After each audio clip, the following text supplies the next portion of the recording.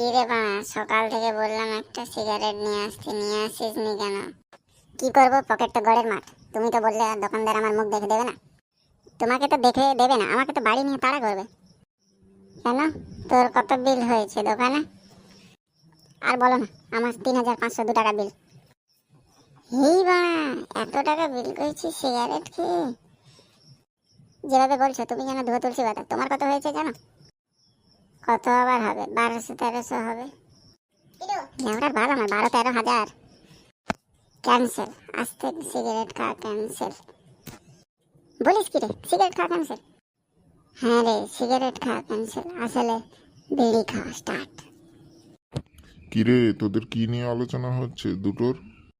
কি আর হবে, আইসক্রিম কিনতে গিয়েছিলাম, আইসক্রিম দোকানদার দেয়নি। কেন দেবে না কেন? আসলে ধার হয়ে গেছে 200 টাকা।